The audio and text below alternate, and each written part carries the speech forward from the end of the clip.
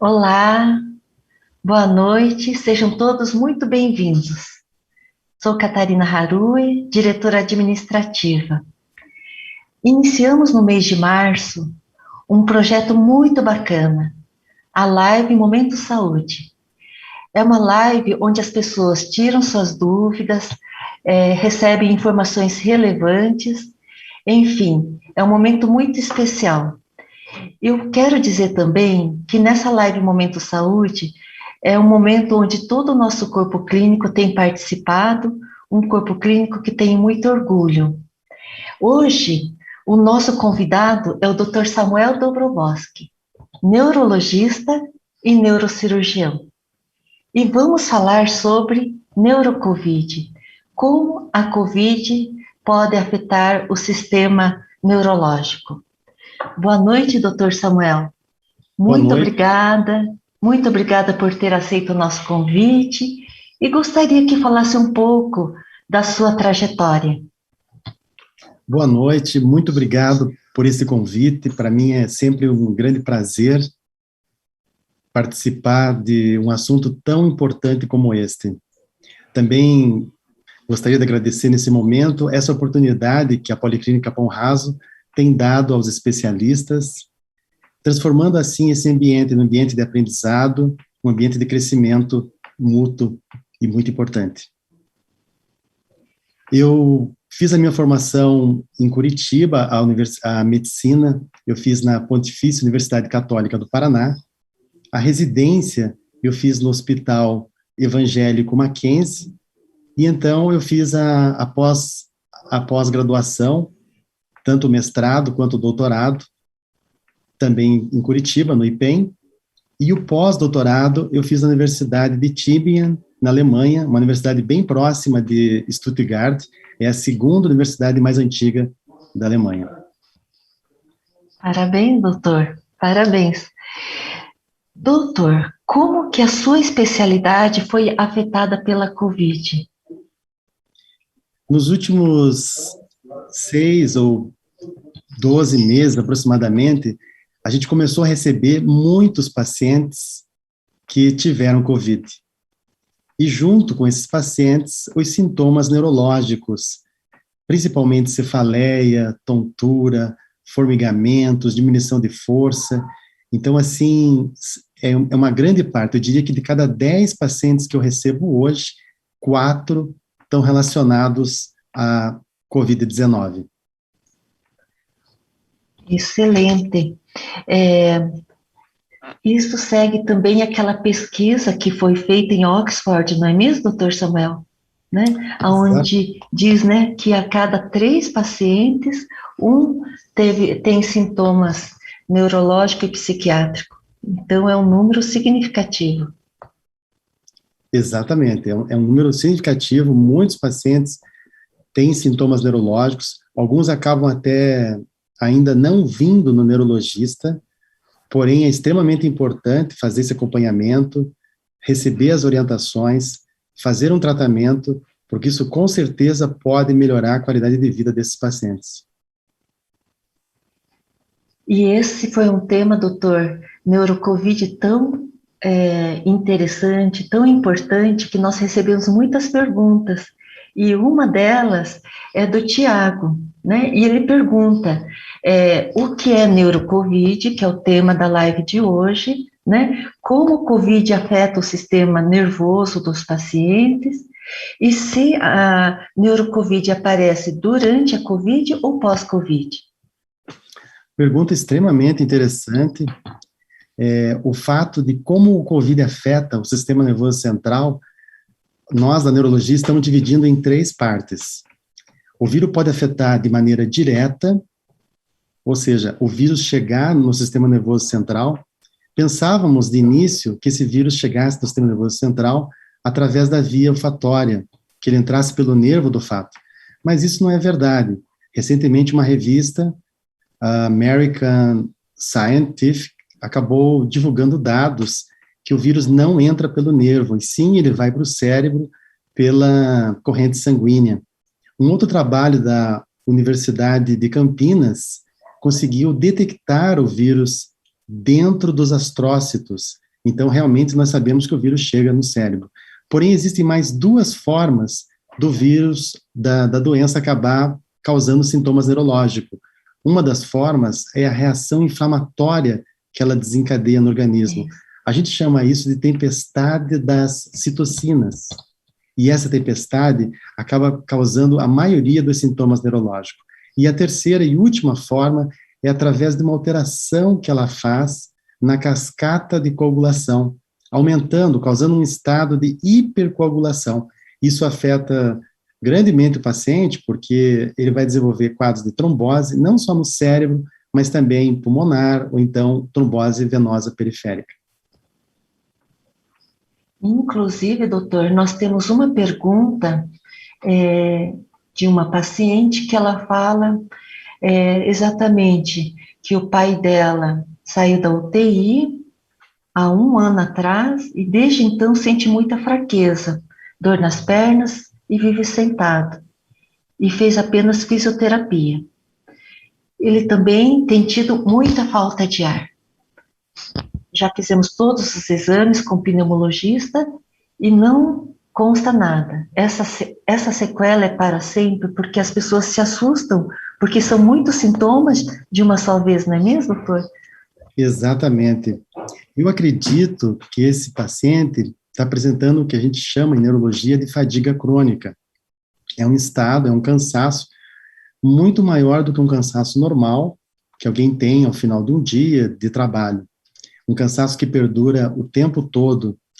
E ela falou também que ele tem alguns sintomas de falta de ar, mas muitas vezes os sintomas de falta de ar não são suficientes para desencadear todo esse cansaço, e sim um cansaço neurológico. Com relação à perpetuação, nós não temos ainda essas respostas, mas o que sabemos é que com o tratamento nós conseguimos melhorar bastante esses sintomas de cansaço. Muitas vezes o paciente desenvolve um quadro de distimia ou até mesmo de depressão, e é fundamental iniciar um tratamento onde o paciente vai poder aumentar a serotonina e vai poder ter uma melhora desse cansaço e uma melhora na qualidade de vida também. Excelente. Doutor, nós recebemos também várias perguntas sobre esquecimento. Nós temos aqui 7 perguntas, né, onde as pessoas estão preocupadas com a sequela do esquecimento, perda de memória, né? Por que o esquecimento pós-Covid? É um outro sintoma que percebemos que está incomodando muito os pacientes. Muito bem. Isso me lembra um filme, quem sabe muitos de nós já assistimos, eu já assisti, chamado Tempo de Despertar. É um filme baseado no livro de Oliver Sacks. Esse filme mostra uma doença que a gente chama de uma encefalite letárgica, e essa encefalite letárgica, ela aconteceu logo após a gripe espanhola. Existe uma certa conexão que a gente pode encontrar em alguns pontos entre a gripe espanhola e a Covid-19, principalmente no fato do esquecimento. Muitos pacientes acabam perdendo essa facilidade de acessar a memória automática. A memória é algo fundamental do nosso dia a dia. Nós precisamos lembrar um amontoado de senhas, claro que agora com os celulares, a gente anota tudo, mas existem muitas informações que a gente não consegue anotar, que a gente precisa requisitar da memória naquele momento. Então, sem dúvida, o fato do Covid afetar a memória é algo extremamente impactante e extremamente desesperador. Inclusive, surge uma questão se o Covid pode acabar desenvolvendo nesses pacientes um quadro de demência mais tarde.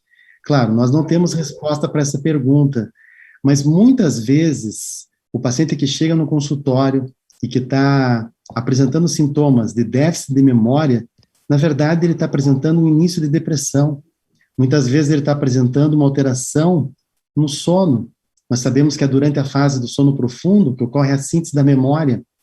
Então, muitas vezes, o problema da memória em si, ele acaba sendo um problema indireto e que pode ser tratado e que a gente pode melhorar bastante a memória desse paciente, mesmo sem saber se isso vai perdurar por muito tempo, no caso causada pela Covid-19. Perfeito. E temos uma pergunta, doutor, que é exatamente essa, se a neurocovid pode afetar diretamente, na verdade, se a COVID pode afetar diretamente o sistema neurológico. Pode ir direto ao sistema neurológico. Muito bem, pode sim. Temos vários casos de pacientes que não tiveram sintomas respiratórios, que os únicos sintomas, ou os primeiros sintomas, foram já sintomas neurológicos, como cefaleia, como tontura, até mesmo quadros de pacientes com AVCs, com derrames, né, popularmente no termo popular, e esses pacientes apresentavam, na verdade, COVID. Então, existe uma forma que o paciente pode ter, em vez de desenvolver todo aquele quadro pulmonar, aquele quadro gastrointestinal, ele pode acabar desenvolvendo uma forma neurológica pura e está com a doença COVID-19. É claro que esses pacientes devem ser tratados, devem procurar o médico quanto antes. Quando a COVID quando diagnosticada, deve fazer o isolamento, claro, mas tratando já os sintomas neurológicos com o especialista, o que vai possibilitar uma melhora mais significativa, com certeza. Conhecemos até uma pessoa bem próxima, doutor Samuel, que não teve outros sintomas, mas ela teve um esquecimento, deixava o fogo no fogão, os fogos, as bocas todas ligadas, esquecia onde deixava as coisas, guardava em lugares diferentes, né? Onde normalmente guardava, vamos supor, tipo alimentos, ela guardava em outros armários. Então, isso assustou bastante a família também. Então, a COVID parece que é algo, neurocovid parece que é algo tão distante, mas de repente pessoas conhecidas também passaram por essa situação, não é mesmo, doutor? Exatamente. Por ser um número realmente alto, 1/3 dos pacientes que têm a COVID grave acabam desenvolvendo sintomas neurológicos, então a gente encontra realmente pacientes no dia a dia, muitos pacientes ligados até a gente, e que acabam apresentando esses sintomas, e realmente são sintomas alarmantes. Imagine a partir de um dia começar a não poder mais usar a memória, não saber onde guarda as coisas, não saber onde é o banheiro da casa. Então, realmente são sintomas, assim, que prejudicam bastante a qualidade de vida. Normalmente, esses pacientes chegam no consultório desesperados, porque a memória é realmente extremamente importante. E, claro, existe já na neurologia um arsenal de exames que pode identificar aonde está o problema e iniciar um tratamento para esses pacientes. Que bom que temos tratamento. Exatamente. Não é? Que bom. Uma outra pergunta: em que momento procurar a avaliação do neurologista após o final da quarentena? Eu acredito que esses pacientes possam, o quanto antes, procurar orientação neurológica. É claro que durante a COVID deve-se fazer o isolamento, mas tendo sintomas neurológicos, nem que seja por consulta, telemedicina, que eles possam receber orientações do neurologista. Muitos sintomas podem melhorar muito com o tratamento. A gente sabe, por exemplo, da anosmia, que é a perda do olfato. Esse sintoma, ele melhora muito com o tratamento de corticoide, e a gente consegue tanto melhorar antes, quanto preservar mais a condição do olfato desses pacientes. Então, é fundamental o tratamento quanto antes, para que a gente possa atuar e possa ter uma melhora desse sintoma nos pacientes. Sim. Tem uma pergunta bem curiosa, doutor Samuel. Mesmo sem sintoma neurológico, é importante procurar especialista? Interessante essa pergunta. Muitos pacientes acabam não sabendo que possuem sintomas neurológicos. É o fato, por exemplo, da anosmia. Muitos pacientes não sabem que estão com anosmia. Então, o neurologista, ele tem como testar, ele faz vários testes, uma possibilidade, assim, de caracterizar o olfato para outros tipos de cheiro e consegue saber exatamente que grau que está, em que condição que está o olfato. Então, é interessantíssimo, na menor suspeita, procurar o especialista, porque ele pode caracterizar, ele pode tratar, ele pode melhorar essas condições. Sintomas neurológicos, muitas vezes, têm risco de piora, e dessa forma ele consegue melhorar o quanto antes e o paciente poder ficar melhor. Excelente. Quais recomendações para o paciente pós-Covid no final da quarentena, doutor Samuel? Eu acho que, como o tratamento deve começar o quanto antes, claro que se não começou ainda o tratamento, no final da quarentena, eu acho que é o limite, ele tem que ir atrás do especialista. O especialista, ele vai poder atuar de várias formas. Eu tenho recebido, por exemplo, pacientes com importantes distúrbios do sono, e quanto antes a gente faz o exame de investigação, a gente consegue descobrir as alterações que estão ocorrendo e pode iniciar um tratamento, pode fazer com que esses pacientes melhorem o quanto antes. Isso é extremamente fundamental. Outra condição bem interessante é os pacientes que estão apresentando cefaleia, por exemplo. A gente faz toda uma investigação do ponto de vista neurológico, inicia um tratamento. A dor da cefaleia é algo extremamente debilitante. Esses pacientes acabam tendo, muitos contam que passaram a ter pressão alta, por exemplo, depois do COVID. Então, todos esses sintomas vão gerando um agravamento do quadro hemodinâmico do paciente. Então, o quanto antes esses sintomas possam ser tratados, o paciente com certeza vai ficar melhor, vai conseguir não só a melhora da qualidade de vida, mas também uma melhora hemodinâmica para poder continuar, né, tocando a sua vida normalmente. Vale a pena tomar algumas iniciativas e procurar o médico quanto antes, não é mesmo, doutor Samuel? Não deixar o tempo passar, achar que com o tempo vai melhorar. Nesse caso, parece que o tempo, a agilidade é fundamental.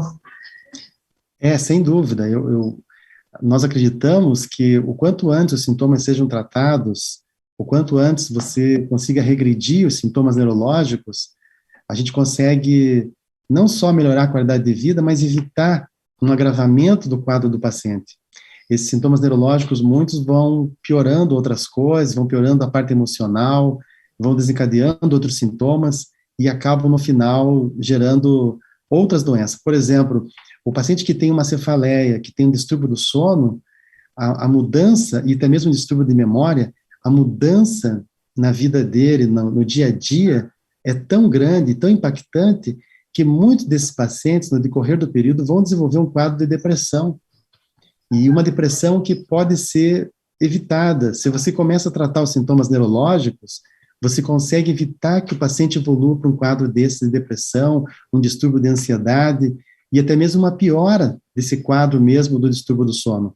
Então, eu acredito que o quanto antes inicie-se um tratamento, a gente está caminhando para uma melhora, e isso é extremamente importante. Exatamente. E uma das preocupações de um dos pacientes, doutor Samuel, é sobre o distúrbio do sono, né? Exatamente o que você comentou, né? Sequela como insônia, né? Esquecimento, tende a agravar, né, com o tempo, caso não sejam tratados. Exatamente, né, a sua resposta, né, que você passou agora. A Covid-19, ela impactou no sono de duas formas, eu acredito. A primeira forma é por ser essa doença tão temerosa. Todo paciente que acaba desenvolvendo a Covid-19, ele se sente ele sente uma alteração emocional que acaba levando ele a um quadro, muitas vezes, desesperador, de medo, de ansiedade, e isso impacta na qualidade do sono, sem dúvida. Então, só de uma forma indireta, só o fato de ter tido a Covid já altera o emocional desses pacientes e faz com que eles desenvolvam esse quadro de dificuldade para dormir, muitas vezes até mesmo de alteração na qualidade do sono. E, por um outro lado, a COVID diretamente também impacta no sono, que é por essas alterações inflamatórias que ela causa no organismo, pelo próprio vírus, né, que já foi encontrado no sistema nervoso central, ela acaba alterando. Então, o sono, ele é uma verdadeira rotina.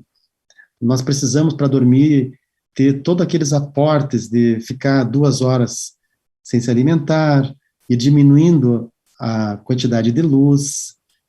Claro que tudo isso ainda está válido. Diminuir a ingesta de cafeína, né, principalmente para pessoas que têm essa dificuldade com relação ao café, que quando toma de tarde já vê que não dorme com qualidade. Então, claro, esses cuidados continuam, mas nós precisamos, muitas das vezes, iniciar até mesmo tratamentos medicamentosos para melhorar a qualidade do sono e para que esses pacientes voltem a dormir como dormiam antes da Covid-19. Porque se não consegue dormir, não consegue descansar, né, já tem essa questão de cansaço, não é mesmo, doutor Samuel? E Exatamente. tudo acaba agravando. Acaba agravando. O sono, ele é a primeira necessidade fisiológica do ser humano. É como a gente até brinca muitas vezes, é a única forma que a gente tem de recarregar as nossas baterias. Então, por essa extrema funcionalidade do sono, a gente precisa ter um sono de boa qualidade, esse sono precisa ser restaurador, né? É nele que ocorre a síntese da memória, então a gente precisa dele muito, muito, muito. Isso, que bom, que bom. E tem medicação, doutor? Nesse caso, a pessoas que têm insônia, no caso de COVID, neurocovid? Sem dúvida. Existem tratamentos de forma empírica, tratando, por exemplo, um quadro de insônia. É claro que, muitas das vezes, precisa ser um diagnóstico mais apurado, precisa se achar a causa do distúrbio do sono. Muitos pacientes, por exemplo, têm distúrbio do sono pelo fato de apresentar pernas inquietas, outro por apresentar apneia do sono. Então, muitas vezes é preciso um diagnóstico, porque esse diagnóstico acaba desenhando qual que vai ser o melhor tratamento para esses pacientes, qual que vai ser o melhor medicamento. Muitas das vezes não é medicamento. Por exemplo, o paciente que tem apneia do sono, muitas vezes o tratamento não é remédio, ele precisa usar um CPAP, que é aquele aparelho que consegue jogar o oxigênio sob pressão nas vias respiratórias, mas é fundamental ele ter um diagnóstico, porque daí a gente consegue saber exatamente qual que é o melhor tratamento a ser feito. Maravilha. Nós temos mais uma pergunta, recebemos muitas. A síndrome de Guillain-Barré é muito comum. Como identifica e que tipo de tratamento, doutor Samuel? Interessante. No começo da pandemia, todos achavam que nós teríamos um surto de Guillain-Barré. Outros vírus, como o Zika vírus, por exemplo, acabaram desencadeando também Guillain-Barré. Guillain-Barré é uma doença sabidamente desencadeada por vírus. E nós não notamos esse número absurdo de pacientes desenvolvendo Guillain-Barré, felizmente. Mas o Covid-19 desencadeou Guillain-Barré. Então, nós temos vários pacientes que começam a apresentar um quadro de parestesia. Essa parestesia principalmente começa nas extremidades, ela vai ascendendo, ela vai subindo, e o grande problema do Guillain-Barré é o Guillain-Barré que afeta a musculatura respiratória, porque daí esse paciente começa a desenvolver um quadro de insuficiência respiratória e que pode até pôr em risco a vida. Então, é preciso se fazer o diagnóstico o quanto antes, ou seja, começou um quadro de parestesia, de diminuição de força em membros inferiores, o paciente precisa procurar um médico, um especialista da área, ele vai estar fazendo uma série de exames neurológicos, ele vai estar investigando, ele vai estar descobrindo o que está acontecendo, e uma vez feito o diagnóstico de Guillain-Barré, muitos desses pacientes devem ser até hospitalizados por causa do Guillain-Barré, por causa desse risco grande de desenvolver alterações da musculatura respiratória. E, claro, no hospital, no ambiente hospitalar, o paciente tem daí um tratamento, pode fazer imunoglobulina, pode fazer plasmaferese, o que for de melhor para melhorar dessa síndrome.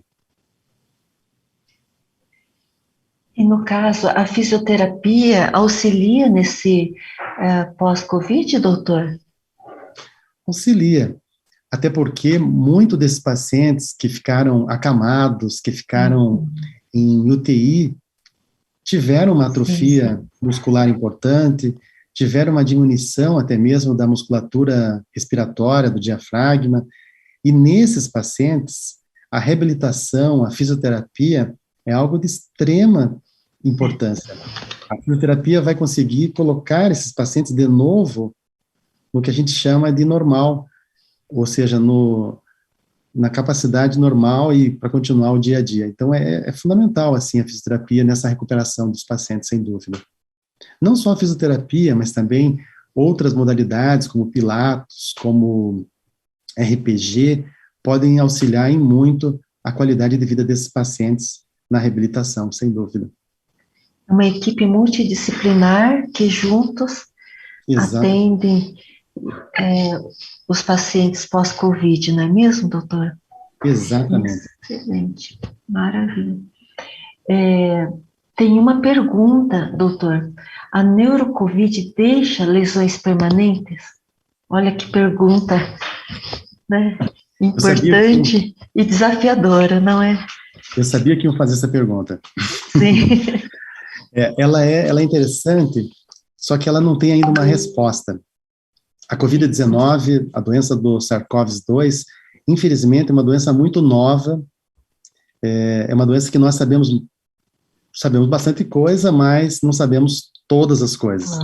Então, nós não sabemos o quanto tempo vão durar esses sintomas, nós não sabemos ainda se pode existir, por exemplo, sintomas que levem a uma demência permanente, nós não sabemos se em meses, por exemplo, nós chamamos de Covid longo, esses sintomas que estão permanecendo, mas nós não sabemos se esse longo é 10 meses ou se esse longo é o resto da vida. Claro que a neurologia, ela precisa ganhar mais força, ela precisa entrar com novos estudos, iniciar novos estudos para poder saber mais sobre qual vai ser o prognóstico desses pacientes lá no futuro. Sim. Realmente, no futuro vamos ter muitas informações e respostas, porque é uma pandemia nova, por isso que é a primeira experiência nossa de passar também por esse momento, não é mesmo, doutor Samuel?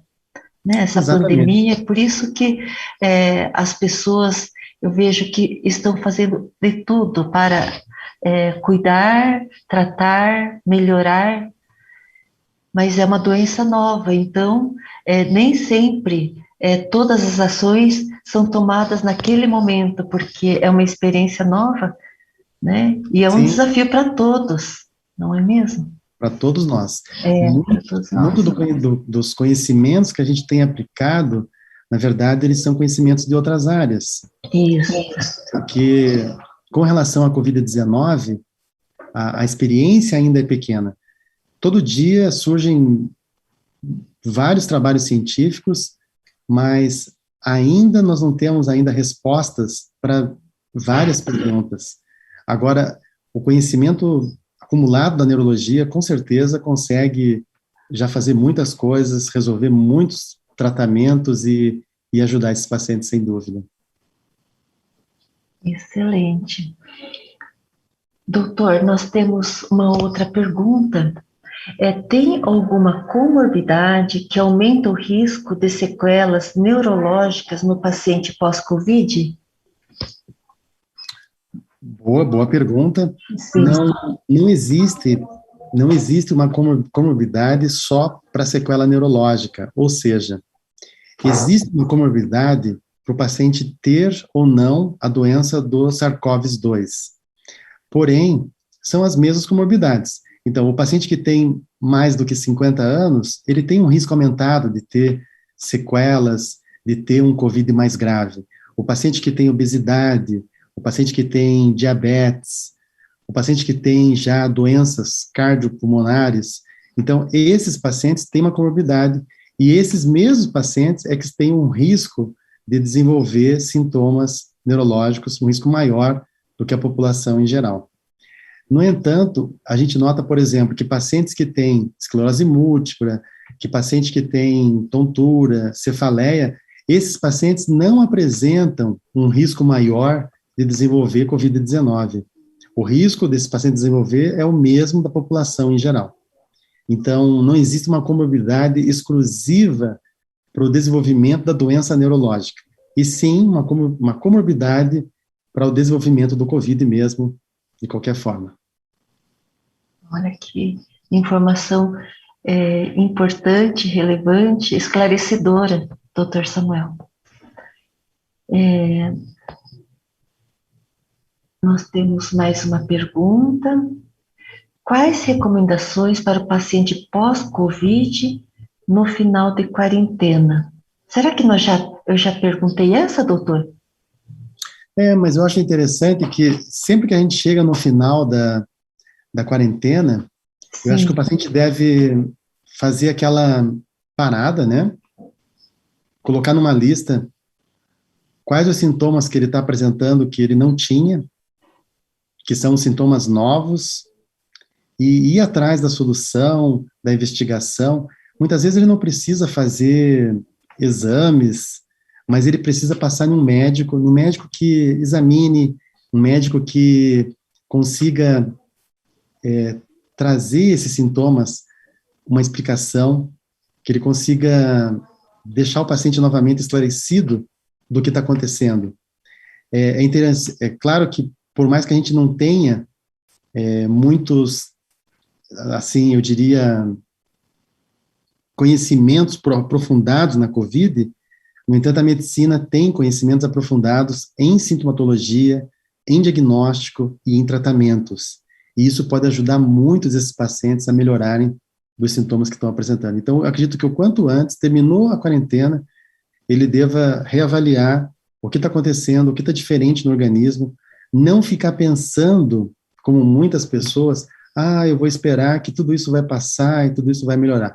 Realmente, a maioria dos sintomas do COVID são transitórios, são passageiros, mas é fundamental estar de olho, estar acompanhando de perto esses sintomas para poder exatamente saná-los. Eu também penso, doutor Samuel, que a evolução da medicina é admirável, desde a peste negra, né, da gripe espanhola. Olha que tratamento exemplar, diagnóstico, a busca, o acúmulo de conhecimento na área da medicina é admirável, impressionante, porque com certeza há 100 anos atrás não havia esse recurso e esse conhecimento, essa especialização, esse aprofundamento. Sem então, dúvida. Os médicos estão de parabéns, doutor Samuel. É verdade. Uma coisa que me chamou bastante atenção foi a rapidez com que desenvolveu essa vacina. Sim, incrível mesmo. Nós sabemos que todas as vacinas levavam 5 a 10 anos, mais ou menos. É claro que a gente teve um período curto de testes para a vacina, mas veja o quão essa vacina já foi eficaz. Nós sabemos que hoje, por exemplo, a quantidade de pessoas infectadas já diminuiu absurdamente. E outra coisa interessante, nós tivemos um relatório feito nesse final de semana, onde 5 estados não tiveram mortalidade. 5 estados brasileiros. Ou seja, tudo isso é um reflexo da tecnologia, é um reflexo dessa vacina que rapidamente conseguiu vir à tona e ajudar bastante nessa questão que estava tanto nos impactando, né, o Covid-19. Sim. Realmente, toda a questão da vacina, como diminuiu casos, Não é Exatamente. mesmo, doutor? Sim. É excelente. Provavelmente na época da gripe espanhola ou peste negra não havia esse recurso, né? As pessoas se isolavam, sofriam, mas não tinha essa questão da vacina em menos de um ano, né? E nós estamos vivendo, e eu acho que esse é um ponto positivo do nosso momento, de poder contar com a medicina, com todo esse conhecimento, salvando vidas. Com certeza. O conhecimento aprofundado, o Big Data, tudo isso ajudou muito, eu acho que Muito. nessa doença. A gente conseguiu difundir as informações, até mesmo a telemedicina, até mesmo essa live, né? Que a gente consegue estar Sim. em casa e estar falando com várias pessoas. Então, tudo isso é uma facilidade muito grande da tecnologia que ajudou a gente a sanar esse problema aí do Covid-19. Isso mesmo. Eu vi uma pergunta da Ninútica. Doutor Samuel, vamos dar uma olhadinha aqui. Ninútica, se puder encaminhar novamente a pergunta.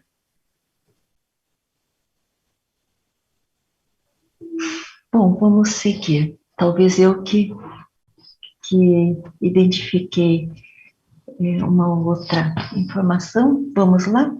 É, ó, tem diferença de sequelas causadas pelas variantes? Obrigada, Ninútica. Excelente pergunta, excelente. Excelente. Eu apresentei uma aula sobre o neurocovid e na conclusão da minha aula, essa era a minha indagação. Nós não sabemos praticamente nada sobre as variantes. Por exemplo, a variante Delta, a única coisa que a gente sabe da variante Delta é que ela diminuiu as complicações neurológicas. Isso ela diminuiu. Mas, por exemplo, as outras variantes, a gente não sabe nada, não sabe se ela vai impactar mais o sistema nervoso central, se ela vai impactar, por exemplo, teve uma variante que ela causava muito alterações no fígado, insuficiência hepática, e agora, essa é a grande dúvida. As variantes são mutações. Dependendo da mutação que o vírus está fazendo, ele acaba mudando a forma, a infectância dele, a virulência, e tudo isso faz com que a gente fique um pouco perdido. Quais serão os sintomas? Quais serão as sequelas? E realmente essa é uma pergunta que vai ser respondida lá no futuro, e não agora. Ok. É, recebi uma mensagem que essa pergunta foi de uma paciente, de uma participante da live. Muito obrigada pela pergunta. As perguntas são todas ótimas, não é mesmo, doutor Samuel? Sem dúvida. Né? Excelentes. Excelentes perguntas que, com certeza, coincide com a curiosidade ou interesse de muitas pessoas.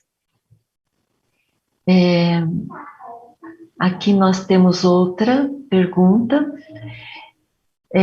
Eu e minha mãe tivemos esquecimento e também mudança de paladar faz 4 meses. Será que vai melhorar ou ainda precisamos de tratamento? Muito bem.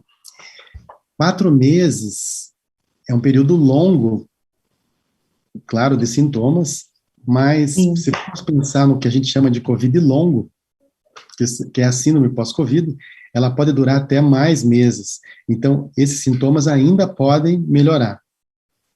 Claro que, principalmente depois que a ciência descobriu que a alteração que ocorre, que é a anosmia, ou a agnosia, que é no paladar, ela é uma alteração principalmente desencadeada nos receptores.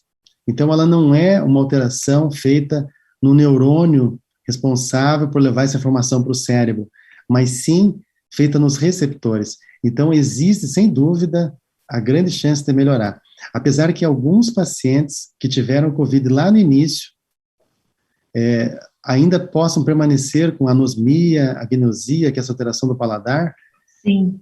ainda permanecer com sintomas e que não estão melhores, existe, sem dúvida. Então, se todos vão melhorar, não dá para saber, mas em média 80, 90% desses pacientes têm melhorado, têm apresentado uma redução quase que de 100% do quadro. Alguns ficam com uma sequela, que pode ser de 10 a 30%, mas que já possibilita identificar vários odores, degustar alimentos e saber no paladar que tipo de alimento que é. Então, essa melhora pode ocorrer ainda assim. Excelente. Nós temos uma pergunta também, doutor Samuel, que recebi da Sandra. Depois da Covid, sinto dores todos os dias. Tenho cefaleia, fibromialgia, fraqueza motora, dores musculares e esquecimento. O que posso fazer, doutor Samuel? Muito bem. O Covid-19, ele acaba passando, ele tem um neurotropismo, ele acaba passando por dentro dos nervos. Então, o que a gente nota, eu já acompanhei casos, por exemplo, de neuralgia do trigêmeo, que possivelmente é desencadeada pelo Covid-19. Tem casos na literatura de paralisia facial periférica causada pelo Covid-19. Então, a partir do momento que a gente sabe que o vírus, ele caminha por dentro dos neurônios, ele caminha dentro do sistema nervoso central, ele pode ser a causa, por exemplo, dessas dores. É claro que nós sabemos também que o próprio neurônio, ele tem uma troca. Então, existe uma neurogênese, existe uma forma do organismo ter uma regeneração com o tempo desse quadro. O axônio, ele tem um crescimento, a gente sabe que esse crescimento, em média, é 1 milímetro por dia. Então, o organismo caminha para uma melhora. Então, sem dúvida que pode existir uma melhora. O que a neurologia faz, o que nós fazemos no consultório, é acelerar essa melhora. Então, por exemplo, o paciente que tem anosmia, o corticoide, o spray, 2 instiladas nasal à noite, acaba regredindo esses sintomas antes. Então, o que a gente faz é ajudar nessa melhora. Como, por exemplo, a dor. Existem medicamentos em neurologia que bloqueiam, que não deixam a informação da dor chegar no cérebro. Então, é claro que desta forma a gente começa a melhorar a qualidade de vida e também a gente consegue ajudar a apagar essa memória que a dor causa no cérebro. E uma memória tão ruim que a dor causa, que muitas vezes o paciente desenvolve até outros problemas, outras alterações de saúde, dependendo dessas complicações. Para cada problema, há uma solução. Sem dúvida. E a neurologia, os médicos buscando a solução para cada problema. Doutor, recebemos muitas perguntas sobre dores também, né? Dores nas costas, dores, a cefaleia, dores na cabeça, dor nos membros superiores, dor nos membros inferiores. O que dizer para esses pacientes que têm sentido tantas dores? Como foi uma delas foi essa pergunta anterior, né? Mas essa questão de dores, às vezes as pessoas não associam à neurologia. Pode associar a uma outra situação. Eu acho que pode associar porque a neurologia, ela entra nessa parte do tratamento da dor. Principalmente quando a gente está em face a uma dor que não tem um outro significado, ou seja, uma dor tipo uma sequela. Claro que a dor remete a gente a uma investigação. Sim. A primeira coisa que a gente faz é tentar investigar com exames se existe um motivo para aquela dor. Mas existe aquela dor patológica, aquela dor que ela é desencadeada, que ela é uma sequela apenas, que ela só vai incomodar o paciente, mas ela não está dando um aviso que alguma coisa ali está errada naquele local. Então, esse tipo de dor, principalmente, é uma dor que a neurologia atua. Então, a gente tem medicamentos que podem bloquear essa dor, não deixar essa dor chegar no cérebro. Existem tratamentos até mesmo do ponto de vista de infiltrações, bloqueios que podem ser feitos, locais, para essa dor também melhorar. E até mesmo em casos que a dor é persistente e que se extinguem os recursos de medicamento e de infiltração, existe até mesmo tratamento cirúrgico para essas dores. Então, é possível, né, é possível, por exemplo, um paciente que desenvolve uma neuralgia de algum nervo periférico, que não melhora com medicamento, que não melhora com infiltração. Existem, você pode até colocar estimuladores para melhorar essa dor. Existem hoje até mesmo bombas intratecais que a gente coloca próxima à região da medula e que podem ter uma liberação automática de medicamentos dentro do ladinho da medula e conseguem, assim, melhorar a dor e melhorar a qualidade de vida desses pacientes. Então, a abordagem da dor, sem dúvida, é uma abordagem multidisciplinar. Claro que, muitas vezes, a dor, o paciente tem um quadro de depressão junto, muitas vezes o fato dele sentir dor, ele pode ter uma fibromialgia, ele pode ter uma doença reumática, mas todas essas categorias podem ser diagnosticadas, você pode ter a certeza de onde vem a dor, você pode saber que a dor não é mais um aviso, e sim uma dor patológica, e daí você pode ver qual que seria o melhor tratamento para essa dor, e a neurologia também está dentro desse aporte terapêutico. Que informação importante, doutor Samuel. Quantas pessoas estão assistindo agora, né? E isso é motivo de esperança, isso é motivo de otimismo, sabendo que para muitas situações há uma solução e inclusive a cirurgia na área de neurologia, não é mesmo, doutor? Você, como neurocirurgião, né, entende muito dessas cirurgias tão importantes. Com certeza. A neurologia também tem, a neurocirurgia, elas caminham em paralelo e elas têm muito realmente a oferecer para esses pacientes. Basta, muitas vezes, uma consulta, um diagnóstico, um exame neurológico, e às vezes até a gente tem que abrir mão de exames mais sofisticados, de exames complementares, mas uma vez feito o diagnóstico, tem-se hoje muito a oferecer para todos esses pacientes, sem dúvida. Boas notícias, boas notícias. Doutor, tem uma pergunta também. Como agir com familiares que, devido à neurocovid, estão com esquecimento? Como os familiares devem atender essas pessoas, né? Nunca tiveram esquecimento e, de repente, acabam tendo essa mudança. Ótima pergunta, porque a família, sem dúvida, ela faz parte do tratamento. A gente sempre passa orientação para a família, porque quanto mais você tira sarro do paciente lá que está com esquecimento, eu acho que pior ele fica. Quando a família consegue entender o diagnóstico, ela consegue ajudar o paciente a melhorar antes. O fato dele aceitar a condição que está é até melhor também para ele poder aceitar o tratamento, e isso melhora também para ele poder, o quanto antes, melhorar dos sintomas que está apresentando. Isso acaba acelerando essa melhora, sem dúvida. Então, a família é parte desse tratamento. Muitas vezes a gente precisa sentar e conversar mais com a família do que com o paciente. Olha.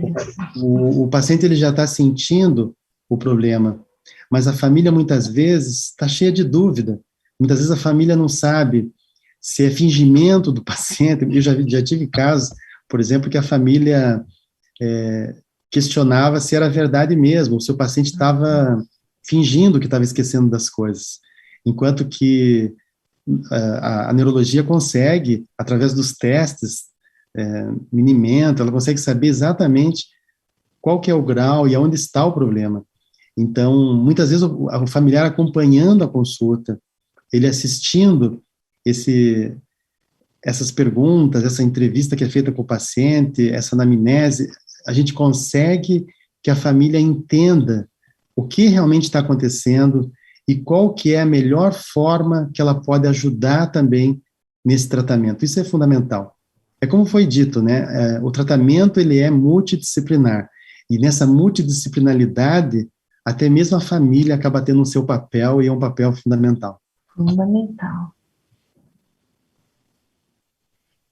Olha, uma excelente reflexão, né? Excelente reflexão sobre esse momento que todos têm muitas preocupações, mas acolher faz parte. Eu acho que acolher o outro é acolher a si, não é mesmo, doutor Samuel? Com Para toda enfrentar junto, né, esse sim, momento e sairmos mais fortes também. exatamente. Quanto mais a família puder apoiar o paciente nessa jornada do tratamento, todos vão sair mais fortes, até porque o paciente que tem esquecimento, ele muitas vezes esquece a hora de tomar os medicamentos. Então, o acolhimento da família, alguém que possa ficar ali controlando os horários dos medicamentos, vai ter um papel, assim, fundamental e, nossa, até muito mais do que o próprio medicamento no tratamento, sem dúvida. Esta dica foi fantástica, doutor Samuel. Nós aqui na Policlínica temos como propósito valorizar pessoas, acolher a vida e promover a saúde. Esses são é, o nosso propósito nos fortalece e nos ajuda e nos mostra que é importante acolher o outro e acolher a si, né? Isso fortalece e faz com que possamos todos juntos avançar e buscar dias melhores sempre. Doutor Samuel, vamos dar uma olhada? Agora, olha como passou rápido, né? É Já verdade. são 19h52, né? Um tema tão importante, relevante, que passou muito, muito, muito rápido. Vamos revisar aqui se ficou alguma pergunta, porque foi a live, doutor, que mais recebemos perguntas, Que né? joia. Olha Parabéns. como as Super. pessoas têm dúvida. Uma outra questão, nós sabemos que a sua agenda normalmente é muito concorrida, é muito procurada. Vimos que tem muitas pessoas que precisam de atendimento. O que você diria, doutor Samuel, como que nós, os pacientes que desta live que vierem procurar, é, você poderia, como que poderíamos atender todos, não é mesmo? Com certeza. É, a agenda cheia é muito importante, né? Por ponto de vista de atendimento, de melhoria para a qualidade da vida dos pacientes, mas eu gostaria de tentar que a gente fizesse mais dias, aberturas Que ótimo. e não ter uma fila tão grande, porque também esses pacientes não aguentam esperar. Na verdade, a gente sabe que o quanto antes puder iniciar um tratamento e melhorar esses sintomas, com certeza é melhor. Essa é a melhor notícia, doutor Samuel, né? Se puder, com certeza quem ganha são os pacientes que tanto precisam, né? E de um tratamento com um profissional tão especializado. Vamos ver, chegou mais uma pergunta, doutor Samuel. Num caso de gravidez e a gestante pegar Covid, o bebê pode ser afetado neurologicamente? Excelente pergunta. Sim. Não existem ainda relatos do COVID ele afetar o bebê e ele ir para o sistema neurológico do bebê. Isso não, nós não temos relato ainda.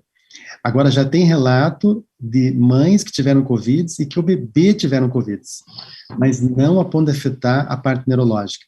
É muito interessante essa pergunta, principalmente porque nós temos no cérebro uma barreira praticamente inviolável, que a gente chama de barreira hematoencefálica. A COVID-19, ela conseguiu burlar essa barreira, de alguma forma. Nós não sabemos ainda se isso ocorre pelo processo inflamatório que ela desenvolve, ou se é o próprio vírus que consegue ultrapassar essa barreira, causando uma inflamação no endotélio dessa região cerebral. No entanto, a natureza é muito sábia. Por exemplo, bebês em mães que têm HIV, normalmente, se o método se for feito cesárea, esses bebês nascem sem o HIV. Ou seja, o vírus, por mais nanômetro, por mais pequeno que ele possa ser, ele não consegue passar a placenta e ir para o bebê. Geralmente, a contaminação do HIV ocorre no momento do parto. Então, esse mesmo fato se dá muito com essa doença, a Covid-19. Claro que mais estudos precisam serem feitos para a gente descobrir melhor esse assunto, mas algumas informações já é possível dizer que isso geralmente não ocorre. Ótimo. Ótima notícia. Né? Ótima notícia. Vamos ver. Eu acho que nós respondemos praticamente todas as perguntas que vieram.